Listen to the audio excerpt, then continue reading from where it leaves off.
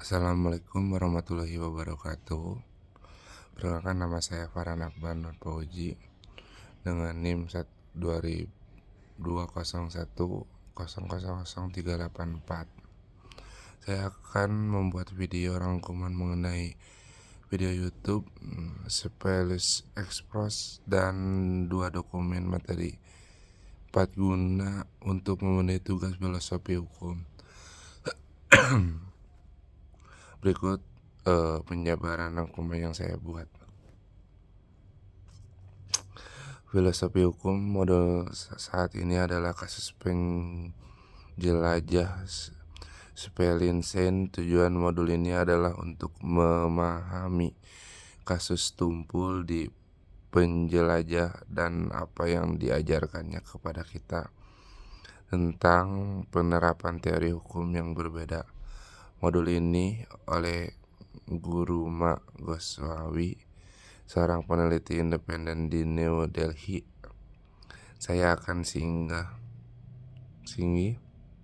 dari Universitas Luas Roma. Kasus penjelajah belat adalah makalah yang aslinya dituliskan dan Fuller dan diterbitkan di Harvard Law Review pada tahun 1949. Sejak saat itu, kasus hipotetis ini telah menarik begitu banyak perhatian teoris sehingga selain 5 opini yang awalnya disajikan dalam makalah bodoh, beberapa publikasi selanjutnya telah menyajikan banyak opini lain mengambil fakta dari kasus yang sama. Mari kita bahas fakta dan kasus-kasus pembunuhan dan kanibalisme sementara ini adalah kisah fiksi oleh Ion Fuller. Ini didasarkan pada kasus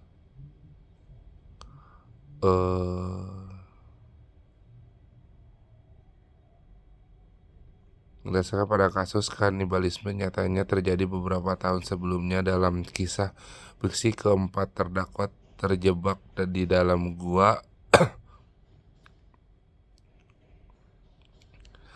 bersama dengan seorang bernama Roger Wetmore. Dia juga salah satu orang yang terjebak. Mereka terjebak tanpa makanan dan upaya penyelamatan sedangkan dilakukan sehingga kelima penjelajah ini terjebak. Mereka ini tidak memiliki makanan. Mereka sedang dalam proses menjadi diselamatkan, dan dalam proses itu mereka dapat berkomunikasi dengan orang-orang di dunia luar, tetapi mereka tidak bebas untuk keluar. Para ahli medis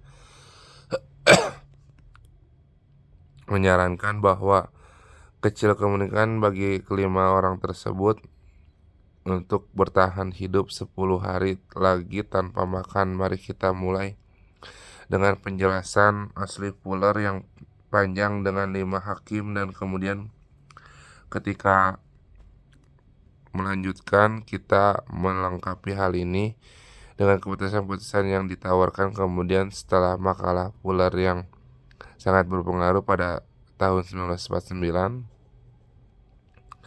Sekarang fakta-fakta dari kasus ketika dibawa ke pengadilan adalah bahwa awal keempat orang tersebut dituduh melakukan pembunuhan dan mereka dijatuhi hukuman penjara kematian, sehingga kasus yang lebih lama disajikan kepada kita adalah kasus di mana hukuman tersebut digugat di Mahkamah Agung sehingga Mahkamah Agung memutuskan apakah akan menggugat hukum mati dari pengadilan yang lebih rendah atau apakah akan membatalkannya. Setelah naik banding diputuskan oleh majelis terdiri dari 5 hakim. 2 dari hakim menguatkan putusan mereka, mengatakan ya, mereka melakukan pembunuhan, mereka harus dijatuhi hukuman mati. 2 hakim membatalkan, mereka mengatakan tidak, mereka harus dijatuhi hukuman mati. 2 hakim membatalkan, mereka mengatakan tidak, sebagaimana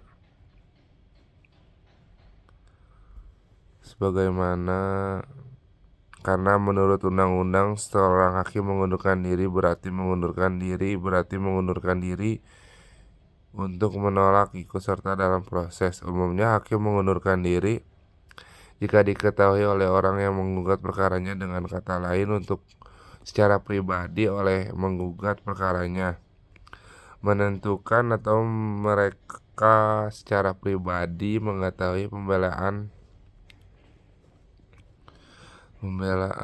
mereka tidak lagi netral, mengundurkan diri, tidak mundur karena dia mengenal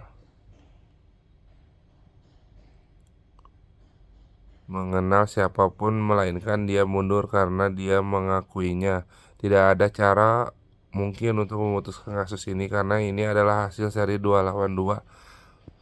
Proses peradilan yang dialami adalah yang asli ditegakkan, sehingga berikutnya yang disarankan oleh Tating adalah bahwa kasus preseden yang lain kata dalam suatu perkara telah diputus sebelumnya oleh Mahkamah Agung, yang mana pengadilan selalu terikat. Ini prinsip tersebut dengan keputusan statis, yaitu bahwa perkara-perkara sebelumnya mengingat keputusan-keputusan hakim dalam perkara yang akan datang. Sebelumnya memasarkan versus Valjian, ini adalah kasus yang dimana pengadilan yang sama tidak menerima pembenaran kelaparan dan hampir kelaparan bagi seorang yang dituduh mencuri, sehingga yang dituduh mencuri mengatakan saya kelaparan dan saya tidak punya pilihan, oleh karena itu saya harus mencuri roti. Tetapi pengadilan mengatakan bahwa itu bukan pembenaran atas tindakan Anda, memvonis pencuri atas tuduhan pencurian. Sekarang jika Anda dapat menghukum pencuri dan tuduhan pencurian dengan mengharapkan dia mati kelaparan, lalu bagaimana Anda menerima menghukum keempat terdakwa ini dituduhan pembunuhan karena mereka akan mati kelaparan? Jadi Hakim Agung benar-benar menyatakan bahwa dia akan mengarahkan kepala eksekusi untuk mengampuni adalah melanggar proses peradilan, tetapi berpihak kepada masukan hakim. Kene mengatakan bahwa kasus ini bisa menjadi pengecualian karena pembelaan melawan ancaman keberadaan terhadap kehidupan partai itu sendiri. Kami mengizinkan pembelaan ketika itu kami terhadap hidupnya menyerang dalam kasus ini. Bagi keempat terdakwa datang dari suatu di luar kendali Wedmore, sehingga mengatakan Whitmore adalah orang yang bertanggung jawab atas situasi yang jelas-jelas tidak benar. Oleh karena itu, keadilan Kene menjunjung hukum mati sebagai keputusan kelima terakhir dalam mantra Longfellow Saint Exposure dibuat oleh Hakim Hardy. Sekarang sama seperti Hardy melakukan sesuatu sangat dan tidak biasa, dia menarik opini publik dan percaya bahwa para terdakwa harus diampuni. Sekarang ada yang pelajari dari Hakim Hardy adalah dia memiliki pengetahuan tidak langsung bahwa kepala eksekutif tidak akan mengampuni para terdakwa.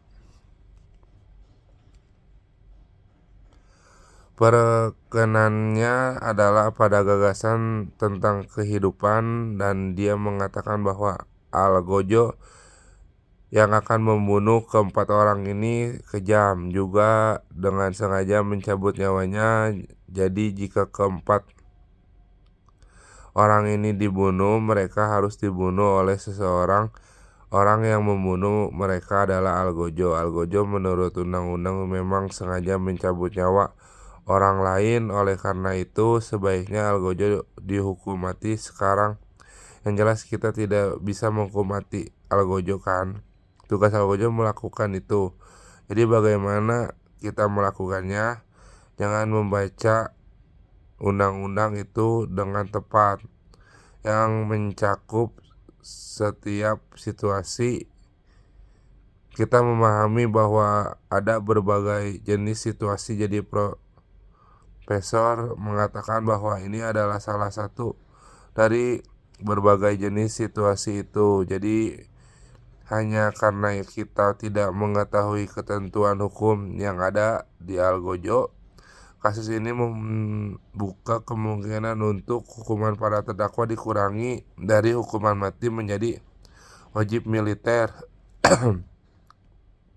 Difasilitasi medis di mana mereka dapat membantu menyelamatkan nyawa orang lain, sehingga profesor tidak percaya bahwa para terdakwa tidak bermasalah, tidak melakukan pembunuhan, karena menurut hukum mereka bersalah. Menurut keadaan yang meringankan mereka, suatu antara bersalah dan tidak bersalah, di mana sehingga menyarankan bahwa